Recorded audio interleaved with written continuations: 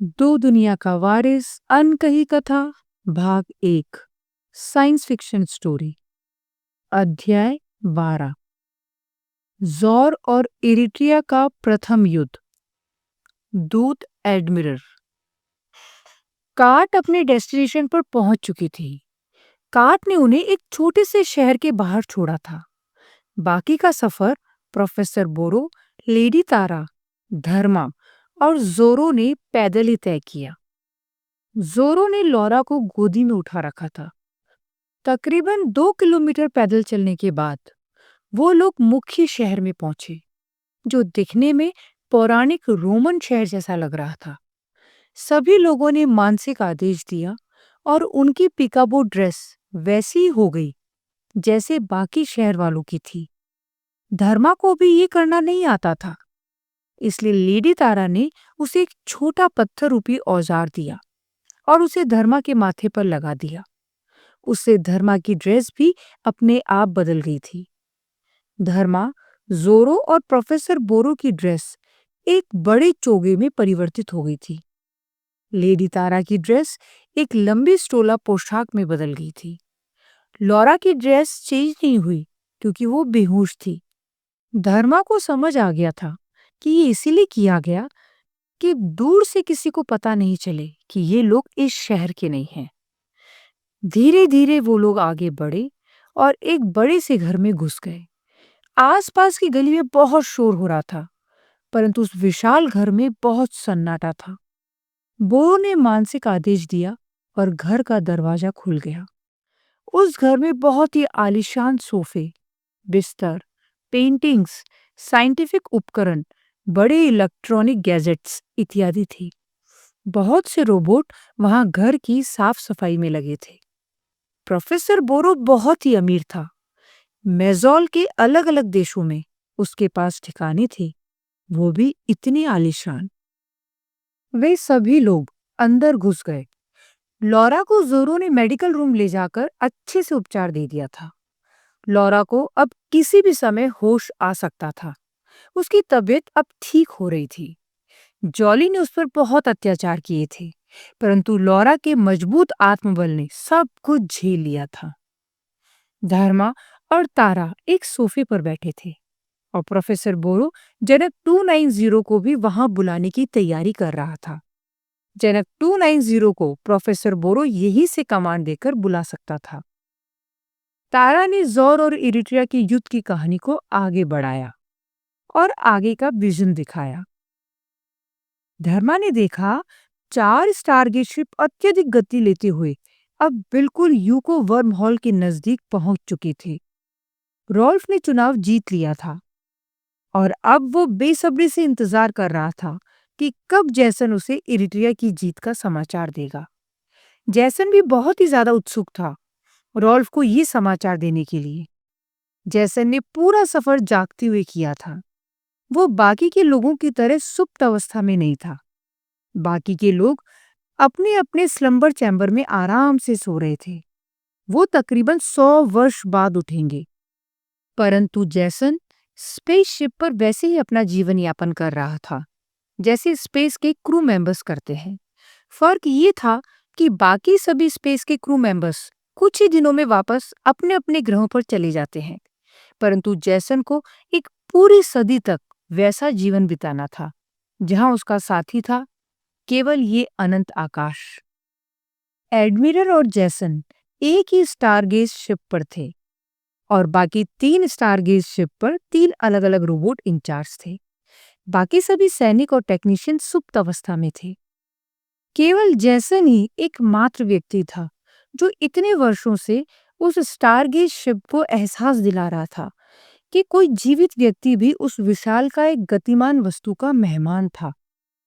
धर्मा ने जो विजन देखा उसमें जैसन बहुत ही ज्यादा बूढ़ा और कमजोर व्यक्ति प्रतीत हो रहा था।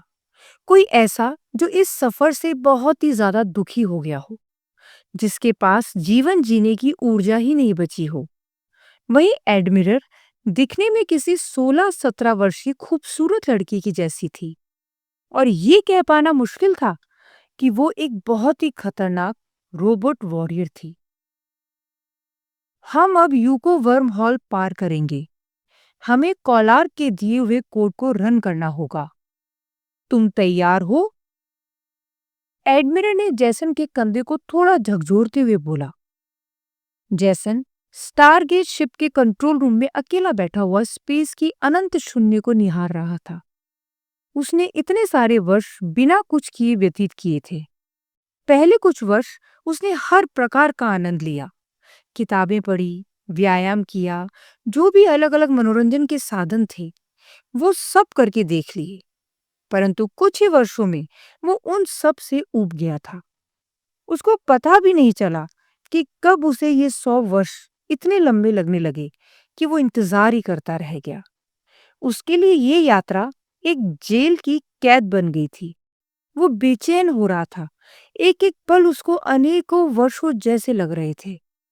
ये अनंत आकाश अब एक दर्दनाक कब्रिस्तान लग रहा था, जहां वो जिंदा दफन था। जैसन ने कभी सपने में भी नहीं सोचा था कि स्टारगेट शिप पर 100 वर्ष बिताना इतना ज्यादा कठिन होगा। जैसन इतने वर्ष स्पेस के शून्य को निहारता हुआ बेहद परेशान हो चुका था। उसका मनोवैज्ञानिक संतुलन बिगड़ गया था। उसने अपने जीवन में कभी भी इतनी लंबी यात्रा नहीं की थी। धर्मा ने बीच में ही कहा, जौर का सेनापति जो इरिट्रिया को जीतने गया था, वो ही मानसिक रूप से अस्थिर हो गया, तो युद्ध क्या जीतेगा? ऐसा नहीं है धर्मा। जैसन एक बहुत ही शक्तिशाली और समझदार इंसान था। वो मानसिक रूप से थोड़ा अस्थिर जरूर हो गया था, परंतु उसे हल्के में मत लो। उसने इरिट्रिया को लगभग जीत ही लिया था। लेडी तारा ने विजन भेजते हुए धर्मा के प्रश्न का उत्तर दिया। फिर तो ये कहानी काफी रोचक होती जा रही है। वो जीतते जीतते हार कैसे गया? धर्मा ने उत्साहित होते हुए कहा। तारा ने कहानी को आगे बढ़ाया और धर्मा को आगे का विजन भेजा। ठीक है, वर्म हॉल को पार करने का कोड रन किया जाए, जैसन ने उदासीन स्वर में आदेश दिया। उसने बहुत दिनों से एडमिरल से बात भी नहीं की थी। वो कई वर्षों से सिर्फ अनंत आकाश को ही कंट्रोल रूम में बैठकर निहारे जा रहा था। तुम थोड़ा आराम कर लो।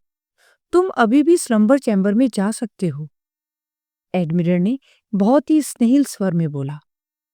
नहीं, जब मैं इतना समय बिना उस ठंडी कब्र की सहायता के निकाल सकता हूं, तो अब तो वो घड़ी आने वाली है जिसका मुझे एक सदी से इंतजार था। तुम कोड रन करो, जैसन ने उग्र स्वर में आदेश दिया। एडमिरल ने कुछ कहने का प्रयास किया, परंतु जैसन ने अपना दायां हाथ हवा में उठाकर एडमिरल की तरफ दिखा दिया। एडमिरल समझ गई जैसन इस बारे में कोई भी बात नहीं करना चाहता था। जैसन नहीं चाहता था कि जब वर्म होल का कोड रन हो तो वो सो रहा हो। उसको सुप्रीम कमांडर रॉल्फ ने बहुत ही महत्वपूर्ण कार्य दिया था और उसे वो ढंग से पूरा करना चाहता था। यदि जैसन को सोना ही होता तो वो बहुत पहले सो जाता। अब जब उन्होंने लगभग ही यात्रा पूरी कर ली है, तो जैसन स्लंबर मोड में नहीं जाएगा। बाकी अजय सेना के सारे सैनिक स्लंबर मोड में थे। वो अपने अपने स्लंबर चैम्बर में एक बहुत लंबी नींद सो रहे थे। 100 वर्ष लंबी नींद। एडमिरल ने कोड रन किए और चारों स्पेसशिप देखते ही देखते वर्म हॉल के अंदर चले गए। जैसन और एडमिरल को कंट्रोल रूम से सब दिख रहा था। उनको लगा कि वर्म हॉल उन्हें अपने अंदर निगल गया था। वो वर्म हॉल में ऐसे घूमे जा रहे थे जैसे कोई नाव किसी बवंडर में फंस जाती है। जैसन और एडमिरल को समझ नहीं आया कि क्या कोड सही तरीके से रन हुए हैं। क्या वो ये वर्म हॉल पार कर पाएंगे? जैसन जगा हुआ था और बहुत ज्यादा थका हुआ। वर्म हॉल में शिप बहुत ही बुरी तरह से घूम रहे थे और धीरे धीरे उनका गुरुत्वाकर्षण भी बढ़ रहा था। किसी भी जीवित इंसान ने कभी भी वर्म हॉल को पार नहीं किया था। अभी तक वर्म होल केवल मर्कल की शिप ने ही रोबोट के साथ पार किया था और इसीलिए ये कह पाना मुश्किल था कि वर्म होल का जीवित व्यक्ति पर क्या प्रभाव पड़ेगा। धीरे धीरे स्पेसशिप बहुत भारी हो गए थे। जैसन को लग रहा था कि उसका वजन बहुत ज्यादा बढ़ गया है। उसको अपना हाथ उठा पाना भी मुश्किल हो रहा था। स्टारगेज शिप तेजी से घूम रहे थे और उनका कम्युनिकेशन सिस्टम भी जाम हो चुका था। वर्म हॉल के अंदर ऐसा लग रहा था कि कोई बहुत भारी चीज उन्हें अपनी ओर खींच रही है। जैसन को अब असहनीय पीड़ा हो रही थी। उसे जगह रहकर वर्म हॉल पार नहीं करना चाहिए था। उसका मनोवैज्ञानिक संतुलन पहले से ही बिगड़ा हुआ था। इस पीड़ा ने उसे और ज्यादा आहत कर दिया था। जैसन को लगा उसका शरीर दो हिस्सों में बंट जाएगा। मानो ऐसा लग रहा था जैसे कि बहुत से हाथी उसे दोनों ओर से खींच रहे हो। जैसन को लगा कि उसका अंतिम समय आ गया है। जैसन को जैसे ही लगा कि वो इस असहनीय पीड़ा से मर जाएगा, तभी सब कुछ सामान्य हो गया। धीरे धीरे उनका स्टारगेट शिप सामान्य रूप से उड़ने लगा। जैसन की पीड़ा धीरे धीरे कम हो गई थी। उनका वजन भी सामान्य हो गया था। जैसन वर्म होल पार करने वाला पहला व्यक्ति बन चुका था। परंतु जैसन को इससे ज्यादा ये खुशी थी कि वर्म होल कोड ने सही काम किया है और अब वो इरिट्रिया के बिल्कुल पास था। जैसन ने एडमिरल को बहुत ही जोर से हक कर लिया जब उसने कंट्रोल रूम की स्क्रीन पर अपने शिप को इरिट्रिया के सौर मंडल के अंदर पाया। प्लैनेट इरिट्रिया, हेयस भूभाग। सफायर बहुत तेजी से अपने पंखों को फड़फड़ाते हुए उस विशालकाय ऑफिस के डोम पर उतरी। वो बहुत घबराई हुई थी। उसने अपने पंखों को फोल्ड किया और तेजी से उस बड़े रूम के अंदर घुस गई। वहां खड़े एंजेलन सैनिक, जो अपनी सामान्य यूनिफॉर्म में बहुत ही सुंदर दिख रहे थे, उन्होंने अपनी बंदूकों को पकड़कर झुककर सलाम किया। ये हेयस का सामान्य सैल्यूट था। सफायर हेयस की स्पेस मामलों की इंचार्ज थी और सीधे महाराजा को रिपोर्ट करती थी, जो हेयस का चुनिंदा सत्रप महाप्रधान था। सफायर के पास अनुमति थी, इसलिए सारे ऑटोमेटिक द्वार अपने आप सफायर के चेहरे को देखते ही खुल गए। सफायर मापित कदमों से चलती हुई उस कमरे के द्वार तक पहुंच गई, जो उसके चेहरे के प्रिंट से नहीं खुला। वो था महाराजा के चैम्बर का द्वार, जो केवल महाराजा के चेहरे के स्कैन से ही खुलता था, या फिर महाराजा के आदेश पर उसके कुछ बहुत ही वफादार पहरेदारों के चेहरे के प्रिंट से ही खुलता था। मुझे तुरंत महाराजा से मिलना है, सफायर ने जल्दी जल्दी उस रिसेप्शनिस्ट से बोला, जो महाराजा के द्वार के बाहर थी। वो रिसेप्शनिस्ट फ्लैशी प्रजाति की थी। उसने फोन लगाया और महाराजा के असिस्टेंट, जो कि एक और फ्लैशी था, उससे पूछा, सफायर मैडम आई है, उन्हें तुरंत महाराजा से मिलना है। वहां से जवाब आया, महाराजा से पूछकर बताता हूं। तुम लोग समझ नहीं रहे हो, मुझे एक बहुत ही आवश्यक बात महाराजा से करनी है। तुम लोग बिना बात के समय बर्बाद मत करो। सफायर चिल्लाती हुए बोली, मैडम, हमें प्रोटोकॉल तो पूरा करना पड़ेगा। रिसेप्शनिस्ट अपने सरल स्वर में बोली, तुम फ्लैशी लोग किसी भी काम के नहीं हो। सफायर बेतहाशा जोर से चिल्लाई। सफायर ने मुख्य पहरेदार को इशारा किया, जो कि एक एंजेलन था। सफायर को पता था ये गार्ड महाराजा का सबसे वफादार पहरेदार है और वो समय की नजाकत को समझेगा। ये फ्लैशी लोग किसी भी काम के नहीं थे। जब से इनके विरुद्ध दंगे हुए थे और इनके बहुत से लोग मारे गए थे, बाकी बचे शरणार्थियों को कई नौकरियां भीख में मिल गई थी। इसलिए ये मूर्ख यहाँ महाराजा के चैम्बर में बैठे हैं, जबकि इनकी औकात तो सड़क साफ करने की भी नहीं थी। उस मुख्य पहरेदार ने बिना अंदर से कोई इजाजत आए अपने चेहरे को स्कैन किया और द्वार खोल दिया। सफायर ने उसे सर के इशारे से धन्यवाद दिया और अंदर चली गई। वो रिसेप्शनिस्ट फोन का रिसीवर हाथ में लिए देखते ही रह गई। उस गार्ड ने उसकी इजाजत के बिना ही द्वार खोल दिया था। फ्लैशी की इरिट्रिया में कोई इज्जत नहीं थी, चाहे वो हेयस के महाराजा की असिस्टेंट या रिसेप्शनिस्ट ही क्यों ना हो। एक एंजेलन प्रजाति का सिक्योरिटी गार्ड उनसे ऊंची पहुंच और रसूख रखता था। सफायर फौरन महाराजा के कक्ष में पहुंच गई। वहां बाहर महाराजा का फ्लैशी असिस्टेंट जमीन पर खड़ा था, जबकि महाराजा बहुत ऊंचे हवा में अपने पंखों को फैलाए उड़ रहे थे। महाराजा कम से कम 100 फीट ऊपर उड़ रहे थे। सफायर ने उस फ्लैशी असिस्टेंट को बहुत ही घृणित दृष्टि से देखा और आंखों से इशारा किया कि वो वहां से जाकर अपनी डेस्क पर बैठ जाए। वो चुपचाप चला गया। महाराजा हवा में उड़ता हुआ अपने बड़े डोम रूपी कमरे की बड़ी खिड़की से बाहर बहुत दूर दो गिद्धों की लड़ाई देख रहा था। सफायर ने अपने पंख खोले और उड़कर महाराजा के पास पहुंच गई। उसने महाराजा के पास अपने आप को स्थिर किया और बहुत ही विनम्र स्वर में बोली, इस प्रकार आपके विश्राम में खलल डालने के लिए माफी, परंतु आपको बहुत ही महत्वपूर्ण सूचना देनी है। महाराजा ने सफायर की तरफ देखा भी नहीं और बहुत ही अरुचि से बोला, क्या बात है सफायर, इतना क्यों घबराई हुई हो? उधर देखो। महाराजा ने खिड़की की ओर इशारा करते हुए कहा, हम इन गिद्धों से ही विकसित हुए हैं। कई बार जब मैं इनका अध्ययन करता हूँ तो मुझे एंजेलन प्रजाति की भी कई बातों का पता चलता है। सफायर को इन सब में बिल्कुल भी रुचि नहीं थी। वो हेस की, या यूं कहे पूरे प्लेनेट की स्पेस एजेंसी की मुखिया थी। उसको महाराजा को बहुत ही महत्वपूर्ण बात बतानी थी।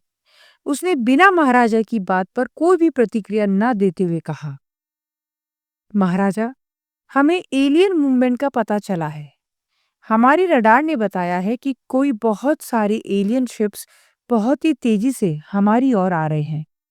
महाराजा पहली बार सकपकाया और सफायर की तरफ एकटुक देखने लगा। क्या? Alien ships? ये इन फ्लैशी की ही करतूत होगी। इन्होंने फिर से कोई रॉकेट छोड़ा होगा। मैं इन लोगों को छोड़ूंगा नहीं। महाराजा और सफायर अनायास ही नीचे आ गए और महाराजा सफायर को लेकर अंदर अपने निजी कक्ष में चला गया।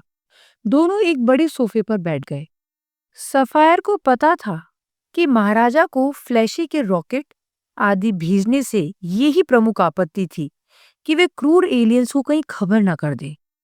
महाराजा को हमेशा से ही स्पेस और एलियन से डर लगता था।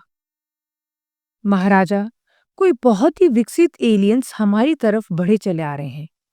हो सकता है फ्लैशी लोगों ने जो बहुत सालों पहले रॉकेट छोड़े थे, उनका ट्रेस करते हुए एलियंस यहाँ आ गए हों। इसीलिए मैं इन मूर्ख, दुर्बल, बेपंखी लोगों को बोलता था कि ये फालतू रॉकेट वगैरह मत भेजो। परंतु ये मति भ्रम और नास्तिक लोग हमारे पवित्र ब्लैकस्टोन को पिघलाकर और उनसे रॉकेट बनाकर स्पेस के एलियंस को न्योता भेज रहे हैं। अब क्या ये बेपंखी, अति दुर्बल लोग मुकाबला करेंगे इन क्रूर एलियंस का? महाराजा को फ्लैशी बिल्कुल भी पसंद नहीं थी और उसका बस चलता तो वह इन लोगों का समूल चूल नाश कर देता।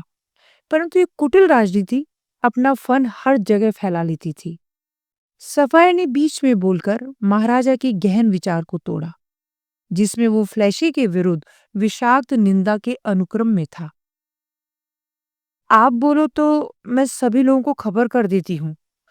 आपको सभी के साथ मीटिंग कर लेनी चाहिए।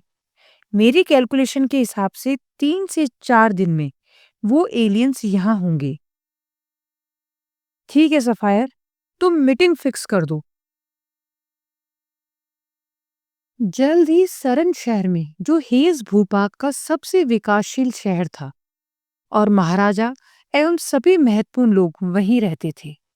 महाराजा ने एक बहुत ही आलीशान होटल में एक स्पेशल मीटिंग रूम बुक कराया और वहीं पर आज एलियन हमले से निपटने के लिए बहुत ही महत्वपूर्ण मीटिंग हो रही थी। हेज भूभाग 7 देशों में बटा हुआ था, परंतु उन सब का चुनिंदा मुख्य सत्रप या प्रधान अधिकारी महाराजा था, जो पूरे हेज भूभाग का प्रतिनिधित्व करता था। महाराजा के साथ उसकी एंजेलन प्रजाति की सेना और सुरक्षा प्रमुख ज्योति, हेयस भूभाग में रह रहे सेंटोरस का प्रतिनिधि राका, सफायर तथा एक्यान का परम गुरु मौजूद थे। ये लोग सबसे ज्यादा ताकतवर और प्रभावशाली थे, परंतु चूंकि बात एलियन हमले की थी, इसलिए ग्रीनलैंड भूभाग के राजा, जो सबसे पुराने राजवंश से ताल्लुक रखते थे, किंग हीरा, ग्रीनलैंड के सबसे प्रमुख व्यापारी क्वीन जोबा और योगी बाबा जो सभी बॉफ को मानने वाले फ्लैशी लोगों के धार्मिक गुरु थे, उन सभी को भी आमंत्रित किया गया था। परम गुरु एक बड़े से पानी के चैम्बर में थे। परम गुरु बहुत बड़े आकार के थे और आदि मनुष्य और आदि मछली थे। उन्होंने बहुत सी मालाएं पहन रखी थी और कम से कम उनकी ऊंचाई 55 से 60 फीट की थी। उन्होंने एक हेलमेट पहन रखा था, जिससे वो पानी के अंदर से जो भी बोलते थे, वो स्पीकर के जरिए बाकी लोगों को सुनाई देता था और बाकी लोग जो बोलते थे, उनको उस हेलमेट से सुनाई देता था। ये लोग उस भाषा में बात कर रहे थे जो सभी लोग कॉमन रूप से बोलते थे। हालांकि हर किसी की अपनी भाषा थी, परंतु हर किसी के लिए ये कॉमन भाषा सीखना बचपन से ही अनिवार्य था। परम गुरु उन सब लोगों में सबसे सम्मानीय थे और इक्यान लोगों से धरती पर रहने वाले बहुत घबराते थे, क्योंकि इक्यान लोग अत्यधिक बलशाली थे। उन्हें समुद्र में हराना तकरीबन असंभव था।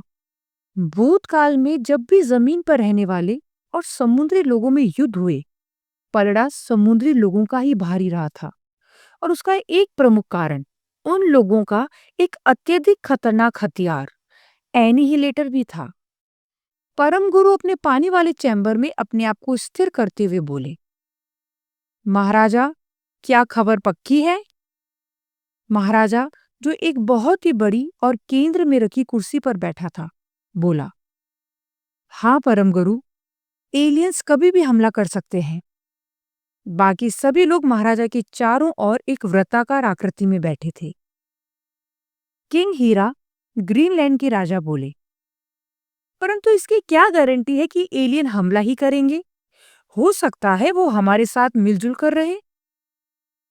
क्वीन जोबा, ग्रीनलैंड की सबसे बड़ी व्यापारी, भी किंग हीरा को देखते हुए बोली, हाँ, हो सकता है एलियंस के साथ व्यापार बहुत रोचक होगा।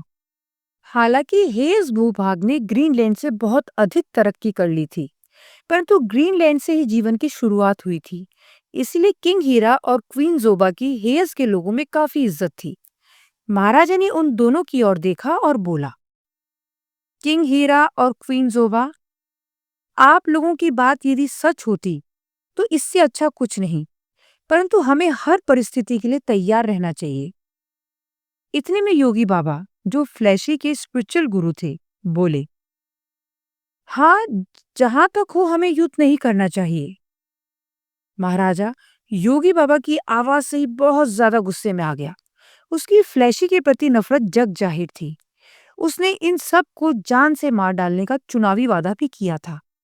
एंजेलन और सेंटारस लोगों ने बहुत से फ्लैशी लोगों को दंगों में तड़पा तड़पा के मार भी डाला था, परंतु जब फ्लैशी लोगों ने सबसे माफी मांग ली, तब महाराजा को मजबूरन अनेक फ्लैशी बचाव संगठनों के दबाव में न सिर्फ कत्लेआम रुकवाना पड़ा, अपितु कुछ फ्लैशी लोगों को नौकरियां भी देनी पड़ी।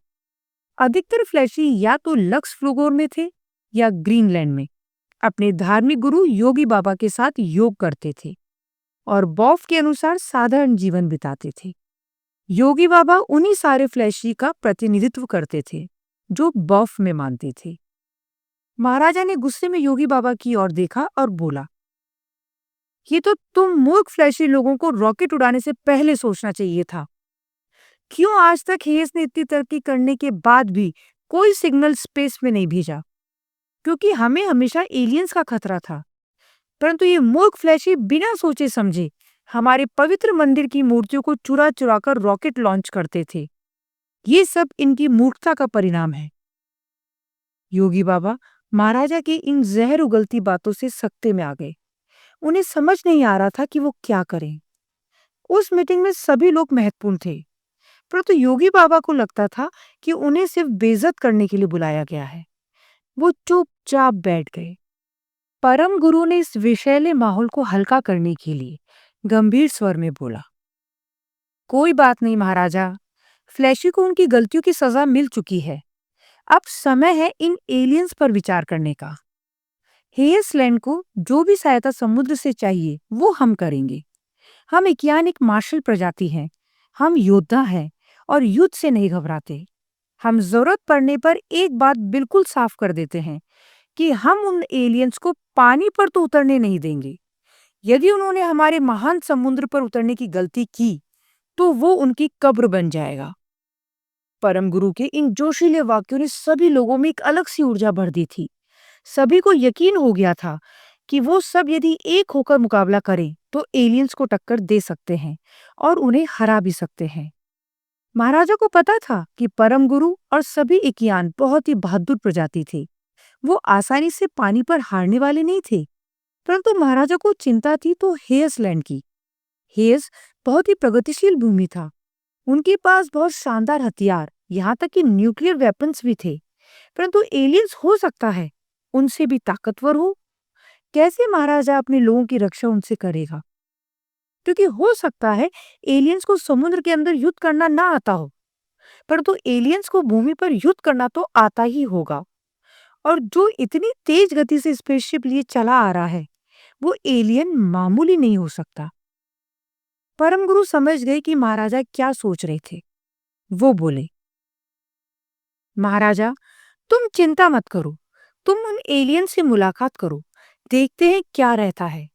यदि एलियंस आक्रामक रहे तो हम जितना हो सके तुम भूमि पर रहने वालों की मदद करेंगे और जरूरत पड़ने पर एनीहिलेटर का भी इस्तेमाल करेंगे। महाराजा को परम गुरु के इन शब्दों ने काफी ज्यादा राहत पहुंचाई थी। उसको उम्मीद थी तो परम गुरु से, क्योंकि वो जानता था कि यदि कोई उसकी इन एलियन से लड़ने में मदद कर सकता है तो वो परम गुरु ही है। ग्रीनलैंड के लोगों से कुछ उम्मीद नहीं की जा सकती और ये फ्लैशी इन लोगों को तो जान से ही मार डालना चाहिए था। इधर इरिट्रिया प्लेनेट से तकरीबन 1000 प्रकाश वर्ष दूर जौर की चंद्रमाशयी पर एक बहुत ही बड़ी कंपनी मेजो कॉरपोरेशन के मुख्यालय में एक बहुत ही बड़े कमरे में उस कॉरपोरेशन का एक अति वरिष्ठ अधिकारी क्रोम कुछ समीकरणों के बीच घिरा हुआ था। उस स्क्रीन रहित डिस्प्ले में वो एक छोटे बालक की तरह अपने हाथों को यहाँ वहां मचलाता हुआ एक समीकरण को दूसरे के ऊपर, किसी के नीचे रख रहा था। जैसे जैसे वो उन समीकरणों के साथ खेल रहा था, उसके चेहरे पर एक अलग ही प्रकार की खुशी प्रदर्शित हो रही थी। क्रोम ने अचानक से ही कुछ बहुत खास देख लिया था। उन समीकरणों ने उसे बहुत ही हर्षित कर दिया था और उसकी खुशी की सीमा ही ना रही। उसे यकीन ही नहीं हो रहा था। उसने अपने आप को तुरंत कॉलार्क के कमरे में बीम कर लिया। कॉलार्क, जो मेजो कॉरपोरेशन का मालिक था, उस समय खुद एक बहुत ही पेचीदा समीकरणों के जाल में उलझा हुआ था। उसका पूरा कमरा हीलियम नियॉन लेजर डिस्प्ले से भरा हुआ था और अनेकों गणित के समीकरण और कैलकुलेशंस चारों तरफ हवा में उत्तेलित हो रखी थी। कॉलार्क को इस प्रकार से क्रोम का आना बिल्कुल पसंद नहीं आया। क्रोम, तुम बिना इजाजत मेरे कमरे में मत आया करो। ये बीमिंग की सुविधा इमरजेंसी के लिए है। कॉलार्क बिना क्रोम की ओर देखे अपने समीकरणों में उलझे उलझे ही बोला, ये बहुत बड़ी इमरजेंसी है। क्रोम उस स्क्रीनलेस डिस्प्ले से भरे कमरे में उन समीकरणों को चीरता हुआ कॉलार्क के पास आकर बोला, मैं शई की गवर्नमेंट के लिए कुछ इंपॉर्टेंट वर्म होल्स के कोड पर काम कर रहा हूँ। उन्हें मरकल जाने के लिए शॉर्टकट चाहिए। अभी मैं कोई डिस्टरबेंस नहीं चाहता। ये पायलट प्रोजेक्ट यदि मंजूर हो गया तो मुझे शई की गवर्नमेंट से बहुत बड़ा कॉन्ट्रैक्ट मिलेगा। कॉलार्क ने क्रोम को देखते हुए बोला, जो अब उसके बिल्कुल सामने आ गया था। यहाँ नियति तुम्हें फ्रांस का सबसे अमीर आदमी बनाना चाहती है और तुम चिल्लर कॉन्ट्रैक्ट के पीछे पड़े हो। क्रोम, क्या बकवास कर रहे हो तुम? तुमको पता है कि रॉल्फ के प्रशासनिक अधिकारी बार बार हमसे यूको वर्म हॉल के कोड ले रहे थे। उन्होंने फैलाने की कंपनी से बहुत से स्पेसशिप भी हायर किए थे। क्रोम, मुद्दे पर आओ, मेरे पास समय नहीं है। कॉलार्क गुस्से में झिल्लाते हुए बोला, उन्होंने कई बार यूको वर्म हॉल पार किया और फैलाने की स्पेसशिप से बार बार रोबोट को आर पार कराया। तुम एक ही बात कितनी बार रिपीट करोगे? कॉलार्क की आंखों में अब अंगार थे। क्रोम उस कंपनी में काम कर रहा एक मुलाजिम था और वो मेजो कॉरपोरेशन के मालिक का समय यूं ही व्यर्थ कर रहा था। कॉलार्क ने क्रोम को कुछ ज्यादा ही सर पर चढ़ा रखा था, परंतु कॉलार्क जानता था कि क्रोम से अच्छा समर्पित प्रोफेशनल उसे नहीं मिलेगा। क्रोम एक मिलांज था और बहुत ही इंटेलिजेंट था। इसीलिए रिपीट कर रहा हूं कि तुम समझ जाओ, क्रोम ने आंखों को मटकाते हुए बोला। नहीं समझा, कॉलार्क ने सपाट चेहरे के साथ उत्तर दिया। उसका स्वर्णिम चेहरा जितना सुंदर था, उतना ही भयंकर भाव उसके चेहरे पर आया हुआ था। मर्कल साम्राज्य के दो सबसे होशियार इंजीनियर्स कौन हैं? क्रोम ने कॉलार्क से प्रश्न किया। कॉलार्क का इन सब बातों में समय व्यर्थ करने का बिल्कुल भी इरादा नहीं था, परंतु क्रोम लगता था कुछ बहुत बड़ी बात कहने आया था। कॉलार्क ने सोचा कि थोड़ी देर और क्रोम को झेल लेते हैं। उसने अभिमानी स्वर में उत्तर दिया, मैं और फैलानी, तुम दोनों से इंटेलिजेंट मर्कल प्रजाति में कोई पैदा ही नहीं हुआ। यहां तक कि कोई मिलांज भी तुम दोनों से इंटेलिजेंट नहीं है। कॉलार्क के चेहरे से लग रहा था कि वो क्रोम की इन फालतू बातों से बोर हो रहा था, परंतु क्रोम ने उसकी परवाह ना करते हुए आगे बोलना जारी रखा। कॉलार्क, तुमने वर्म हॉल पार करने का कोड बना दिया, बहुत पैसे कमाए, परंतु फिर भी तुम फैलानी से पीछे हो। क्रोम ने कॉलार्क की दुखती रग पर हाथ रख दिया था। कॉलार्क और फैलानी एक दूसरे को बहुत चाहते थे। फैलानी बहुत ही सुंदर और इंटेलिजेंट लड़की थी। इंजीनियरिंग खत्म करते ही फैलानी ने प्रकाश की गति से तेज स्पेसशिप बनाने का प्लान तैयार कर लिया था। उसके लिए उसे चाहिए था अंतियम, जो केवल एक खास ग्रह पर मिलता था। मर्गल की सरकार ने उस ग्रह का ऑक्शन किया और फैलानी ने अपना सब कुछ लगाकर वो ग्रह खरीद लिया था। उसके ऊपर बहुत कर्जा हो गया था। फैलानी ने कॉलार्क से बहुत से पैसे मांगे, परंतु कॉलार्क ने मना कर दिया था। कॉलार्क के हिसाब से इतना कर्जा लेना सही नहीं था। कॉलार्क को ऐसा भी लगा कि फैलानी की डिजाइन में कुछ त्रुटि है और शायद अंतिम मिलने के बाद भी वो स्पेसशिप नहीं उड़ेंगे।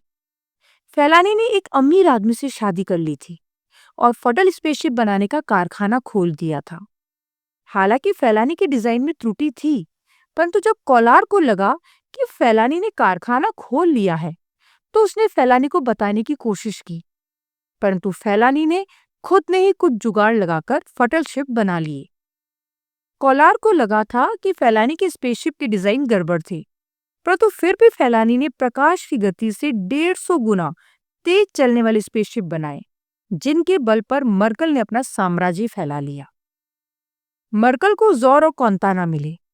कॉन्ताना को बहुत से फटल स्पेसशिप चाहिए थे। फटल स्पेसशिप जो प्रकाश की गति से 100 से 150 गुना तेज चलते थे, जो केवल फैलानी बनाना जानती थी। फैलानी को ही सारे कॉन्ट्रैक्ट मिले। कॉन्ताना से फैलानी ने लॉन्ग टर्म कॉन्ट्रैक्ट किए। फैलानी फ्रान गैलेक्सी की सबसे अमीर लड़की बन गई।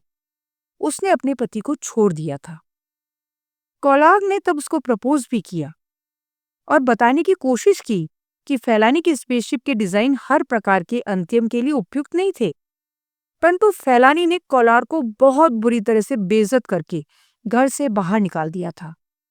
कॉलार्क को यह बर्दाश्त नहीं हुआ। वो मर्कल प्लेनेट छोड़कर शई पर आ गया।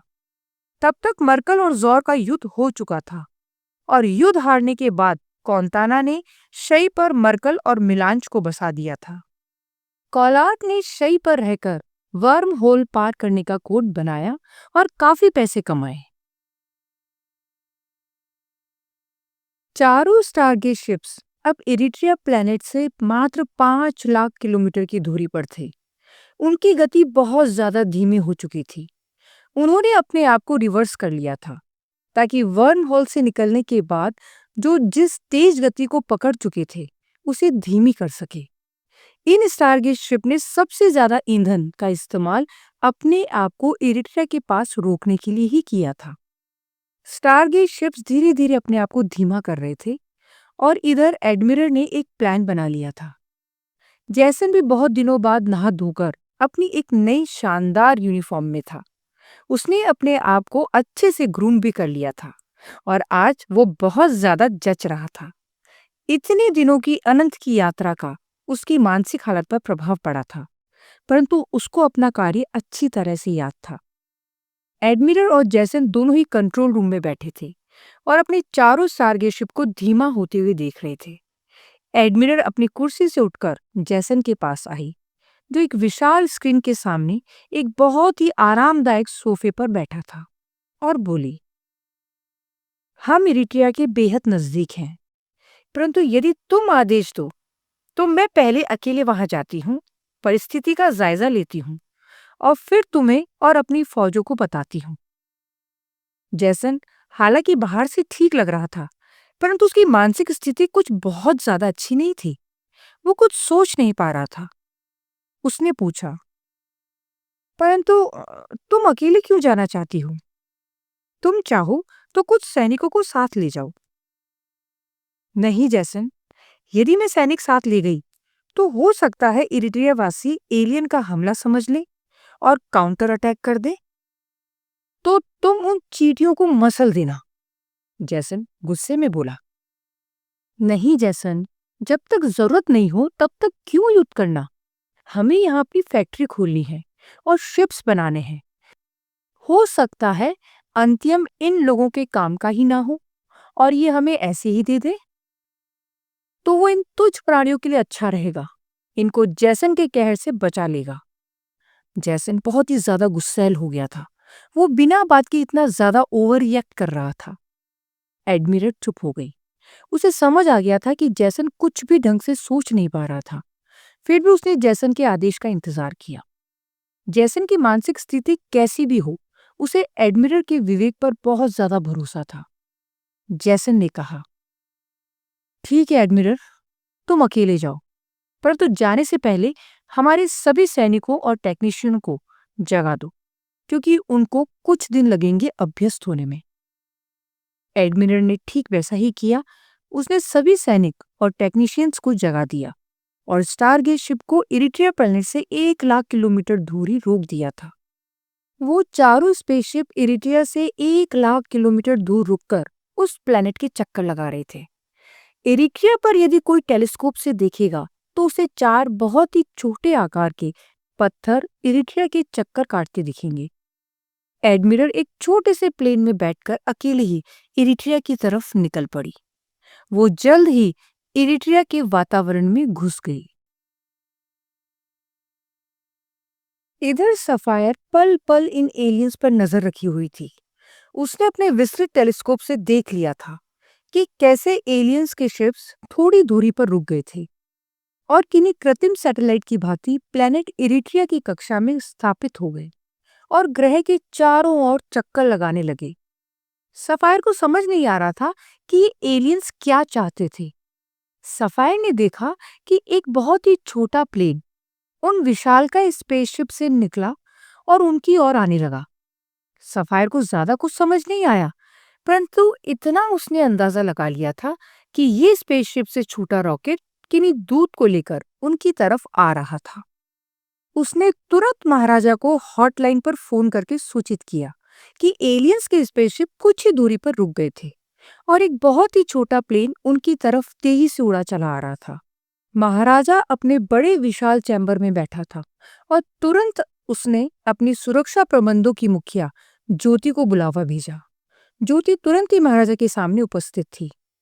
ज्योति एंजेलिन प्रजाति की थी और महाराजा की बहुत ही ज्यादा विश्वसनीय थी। ज्योति ने महाराजा के चैम्बर में आकर पहले तो पारंपरिक सैल्यूट किया, फिर बहुत ही अदब से बोली, आदेश दे महाराजा, मैं क्या कर सकती हूँ? तुम अपनी फौज के कुछ सबसे तगड़े लोगों को ले जाओ और इस एलियन से जो शायद अकेला ही हमारी ओर आ रहा है, उससे हवा में ही मिलो। पता लगाओ ये एलियन क्या चाहता है, क्योंकि वो अकेला आ रहा है। इसका मतलब इन एलियंस का हम पर हमला करने का कोई इरादा नहीं है, परंतु फिर भी हम कोई चांस नहीं ले सकते। महाराजा ने अपनी बुलंद आवाज में बोला। वो इस वक्त अपनी एक विशाल कुर्सी पर बैठे हुए थे और बहुत ही गंभीर लग रहे थे। ठीक है महाराजा, आपको बाकी लोगों को भी बता देना चाहिए। ज्योति ने विनम्र स्वर में उत्तर दिया। हाँ ज्योति, मैंने इक्यान के पूजनीय प्रतिनिधि परम गुरु, सेंटोरस के प्रधान राका, ग्रीनलैंड के राजा किंग हीरा, ग्रीनलैंड व्यापारियों की अध्यक्ष क्वीन जोबा सभी को बता दिया है। महाराजा ने जानबूझकर योगी बाबा का नाम नहीं लिया। उसे फ्लैशी से कोई मतलब नहीं था और वो मानता था बॉफ का धर्म इरिट्रिया के लिए बहुत ही बुरा था। ज्योति ने महाराजा को पारंपरिक सैल्यूट किया और महाराजा के कक्ष से निकल गई। ज्योति ने जल्द ही अपने सबसे काबिल मिलिट्री कमांडर्स को एकत्रित किया और अपने मिलिट्री हेडक्वार्टर के बड़े कॉन्फ्रेंस रूम में सबको संबोधित करते हुए बोली, ऐसा लगता है कि कोई एक एलियन या कुछ थोड़े एलियंस हमारी ओर आ रहे हैं। महाराजा का आदेश है कि हम उन लोगों से अकेले हवा में ही मिले। परंतु यदि उसने हमला कर दिया तो हमें अपने हथियारबंद सैनिकों को तैयार रहने का आदेश दे देना चाहिए, एक मिलिट्री हेड ने बोला। हाँ, ज्योति ने सर हिलाते हुए कहा और फिर वो जोश जो कि एक फ्लैशी था उसकी ओर देखा और बोला, तुम अपने फाइटर जेट्स को तैयार रखना। यदि हम पर हमला हुआ तो तुम्हें काउंटर अटैक करना होगा। जोश ज्योति का बहुत ही पसंदीदा कमांडर था। फ्लैशी लोग बहुत ही अच्छे पायलट और कृत्रिम वैमानिक शास्त्र के धुरंधर थे। जोश हेयस की वायुसेना का महत्वपूर्ण सदस्य था। जोश ने सावधान मुद्रा में सैल्यूट करते हुए बोला, यस सर। जल्दी ज्योति बहुत सारे इंजिलियन सैनिकों के साथ हवा में उड़ गई। हालांकि वो सभी सैनिक सिवाय अपनी एक छोटी सी पिस्तौल के अलावा कोई भी हथियार लेकर नहीं गए थे। सभी के पास बड़े बड़े गुलदस्ते और अनेकों उपहार थे।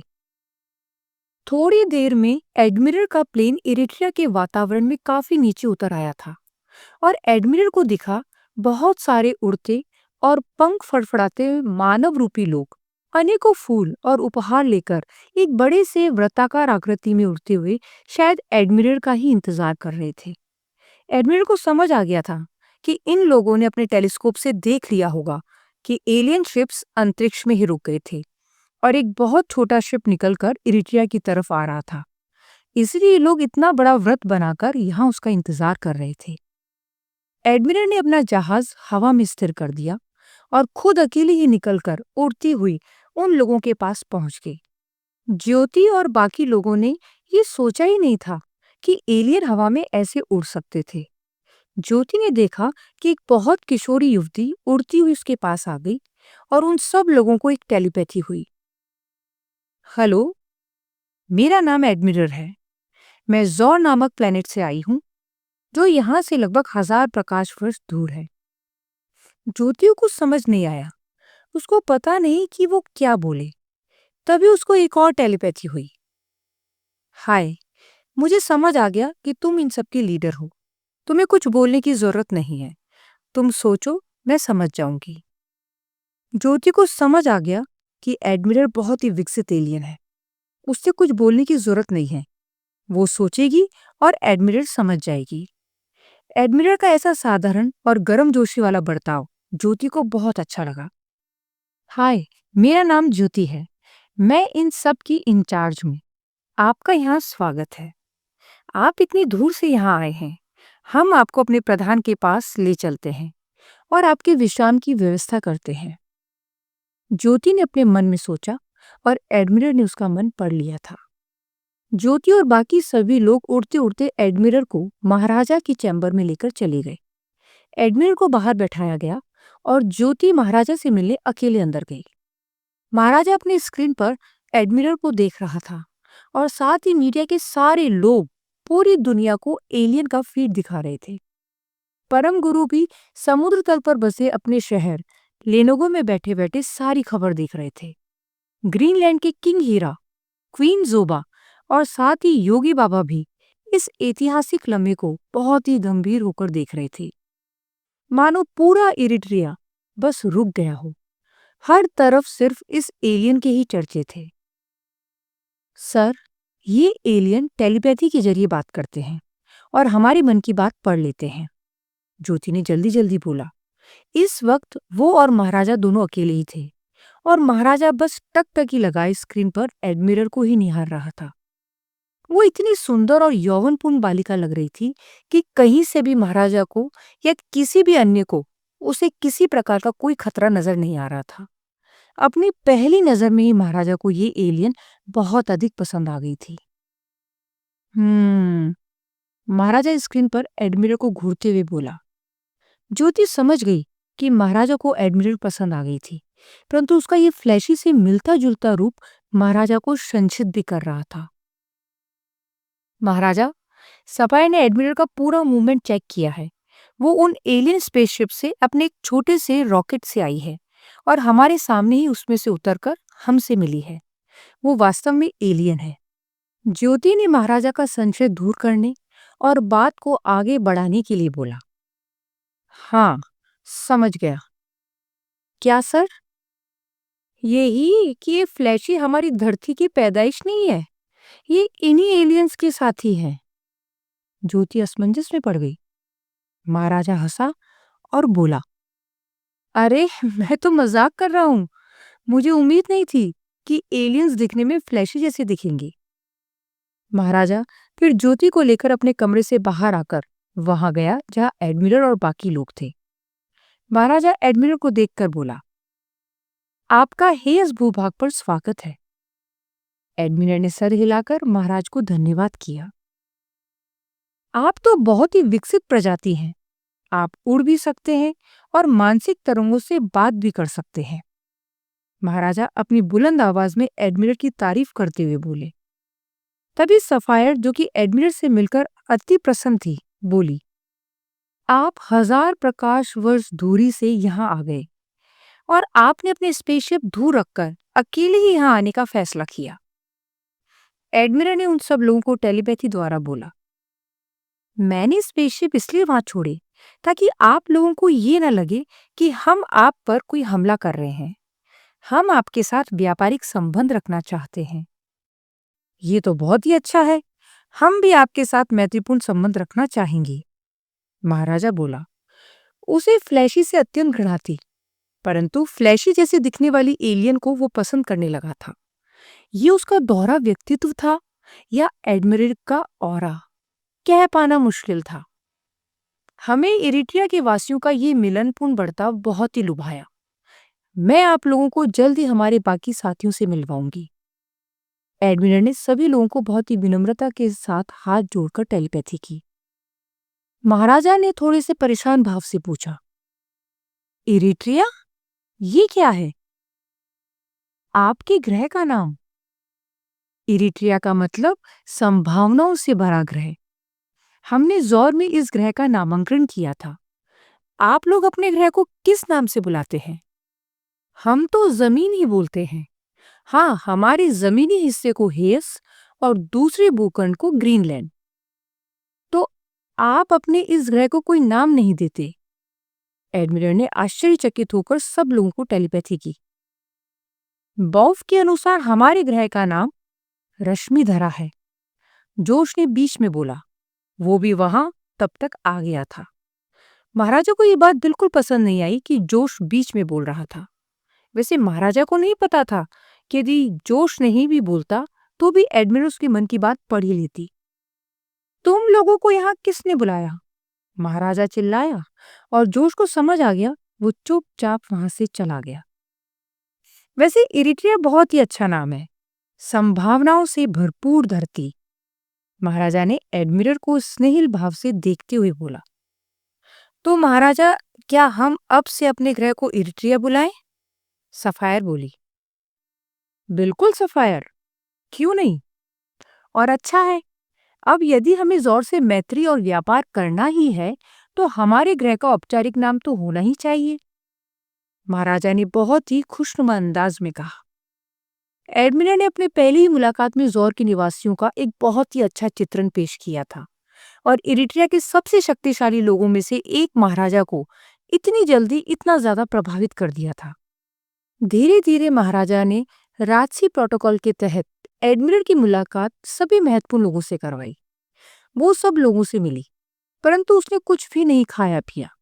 इरिट्रिया पर सभी को बहुत अजीब लग रहा था कि एडमिरल कुछ भी नहीं खा पी रही थी। उनको पता ही नहीं चला कि एडमिरल एक रोबोट है।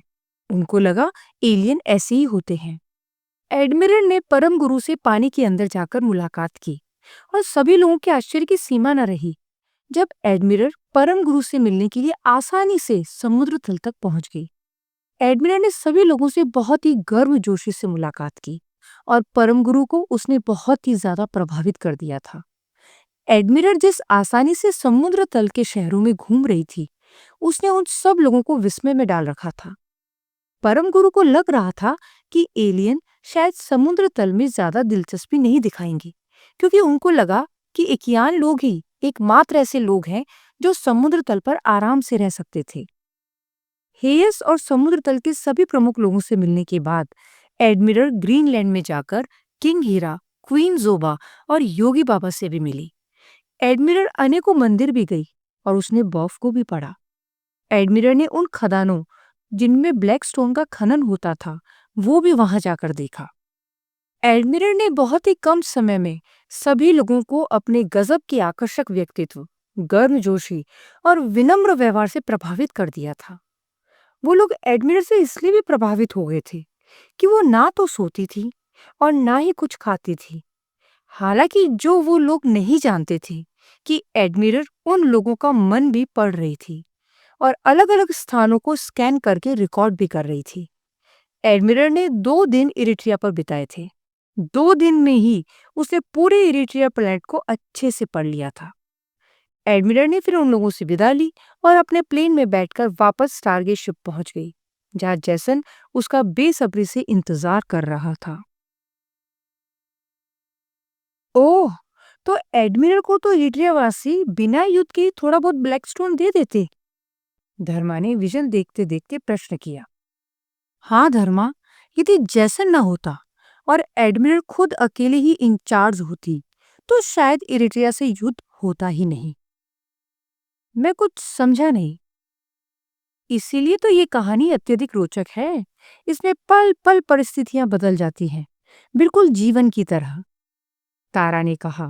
हालांकि उसके इन शब्दों में इस बार किसी दार्शनिक के दर्शन की झलक दिख रही थी।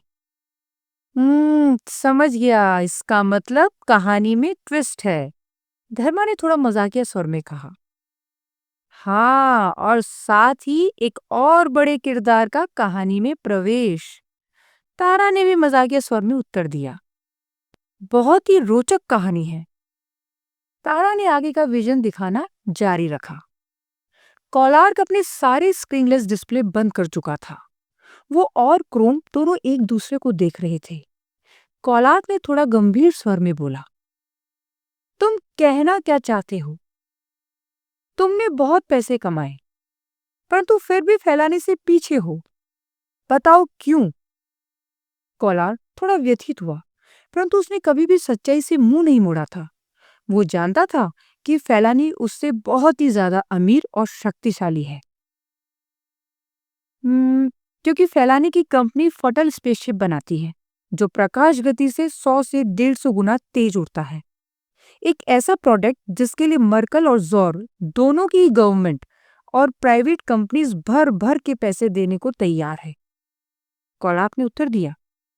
और फटल स्पेसशिप जिन कीमतों पर मर्कल गवर्नमेंट द्वारा खरीदे जाते हैं या जोर की गवर्नमेंट और प्राइवेट कंपनीज को भाड़े पर दिए जाते हैं, वो हमारे वर्म हॉल के कोड की कीमत से भी ज्यादा है।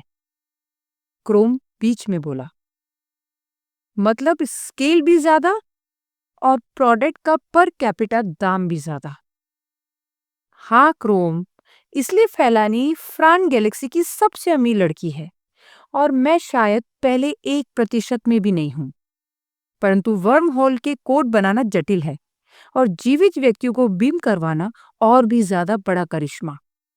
ऐसा इंजीनियरिंग मार्वल केवल मैंने ही किया है और हम अच्छे पैसे कमाते हैं।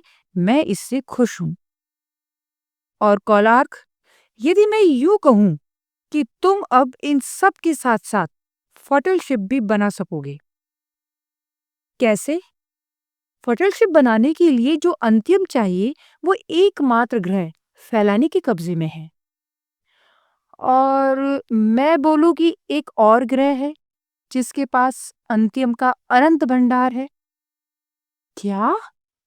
कोलार को एक बहुत ही सुखद सदमा लगा था। कहीं और भी अंत्यम का भंडार हो सकता है, ये बहुत बड़ी बात थी, क्योंकि फैलानी की डिजाइन कोलार को अच्छे से पता थी। यदि उसको अंत्यम मिल जाए तो शायद वो भी फटल शिप्स बना सकता था। वैसे भी जॉर्ड में कई ऐसे इंजीनियर्स थे जो फटल शिप डिजाइन कर सकते थे, परंतु बिना अंत्यम के वो उड़ नहीं सकते थे। इसलिए सबसे महत्वपूर्ण था अंत्यम पर कब्जा। फैलानी ने अपनी पूरी एक प्राइवेट फौज लगा रखी थी उस ग्रह की रक्षा के लिए जहां अंत्यम का भंडार था। साथ ही मर्कल की फौज से भी फैलानी ने करार कर रखा था कि वो उस अंत्यम के भंडार वाले ग्रह को सुरक्षा प्रदान करेंगे। हाँ कॉलार्क, तुम्हें पता है ना, रॉल्फ के लोग बार बार हमसे यूको वर्म हॉल के कोड ले रहे थे। हाँ क्रोम, बस मुझे कुछ शक हुआ। मैंने उनको जब आखिरी बार कोड दिया तब मैंने उसमें एक बग डाल दिया। उनके स्पेसशिप का सारा डेटा मेरे पास आ गया। मैंने कुछ टेस्ट रन किया और मुझे पता चल गया कि वो लोग इरिट्रिया नामक प्लेनेट पर जा रहे हैं जहां अंत्यम का भंडार है। कोलार के मन में भयंकर प्लान बन रहा था। उसने तुरंत क्रोम को आदेश दिया, क्रोम, तुम फौरन फैलानी से एक फटल स्पेसशिप उधार ले लो। आईविश से खतरनाक फाइटर मैकाबर को कांटेक्ट करो। वो लोग पैसों के लिए कुछ भी करने को तैयार हो जाते हैं। उनसे कहो हमारे फटल शिप को अगवा करके इरिट्रिया ले जाए। क्रोम सकपका गया। हालांकि वो चाहता था कि इरिट्रिया पर कोलार कब्जा कर ले, परंतु उसका मतलब था मर्कल की सरकारी मदद से, ना कि खुद ही अकेला युद्ध करने पहुंच जाए रॉल्फ के खतरनाक कमांडरों के साथ। क्रोम ने हल्का सा हकलाते हुए पूछा, पर मैं कुछ समझा नहीं। क्रोम, मैं इरिट्रिया जाऊंगा और उस प्लेनेट को कब्जे में ले लूंगा, कोलार्क ने बहुत ही अधिकार और उल्लास से कहा। उसके चेहरे पर गजब का आत्मविश्वास था। उसे फैलानी को नीचे दिखाने का अवसर मिल गया था। फ्रान गैलेक्सी को अब उसे दिखाना था कि कोलार्क क्या चीज है। फैलानी जो कुछ भी है अपने पूर्व अमीर पति के कांटेक्ट और मर्कल के बड़े सरकारी पदों पर बैठे लोगों की मेहरबानी से है, परंतु कोलार्क अकेला अपने आप को इस गैलेक्सी का सबसे अमीर और कामयाब आदमी बनाएगा। क्रोम खुश था कि कोलार्क ने ऐसा फैसला किया, परंतु कहीं ना कहीं उसके मन में बहुत बड़ी शंका भी थी। उससे रहा नहीं गया और उसने कोलार्क से आखिर अपने मन की बात कह दी। क्रोम बोला, परंतु जैसन वहां पर अजय सेना लेकर गया है। मैकाबर अजय सेना का मुकाबला नहीं कर सकते। कोलार्क के चेहरे पर एक कुटिल मुस्कान थी। उसने कहा, तुम्हें पता नहीं, मेरी लीडरशिप में मैकाबर अजय सेना को हराएंगे। क्रोम को विश्वास नहीं हुआ कि कोलार्क इतना खतरनाक फैसला लेगा, परंतु वो बहुत खुश हुआ। उसको पता था कोलार्क चाहे तो कुछ भी कर सकता था। क्रोम ने जल्दी फैलानी से एक फटल शिप लंबे समय के लिए उधार पर ले लिया। उसने मैकाबर लोगों से बात भी की और जल्द ही 25 मैकाबर हथियारों को राजी कर लिया, एक बहुत ही खतरनाक मिशन पर जाने के लिए। आईविश के मैकाबर पूरी फ्रान गैलेक्सी में बदनाम थे। वो पैसों के लिए किसी की भी हत्या कर सकते थे या कोई भी काम कर सकते थे। उनसे बेहतर मशीनरी पूरी आकाशगंगा में ढूंढने से भी नहीं मिलेगा।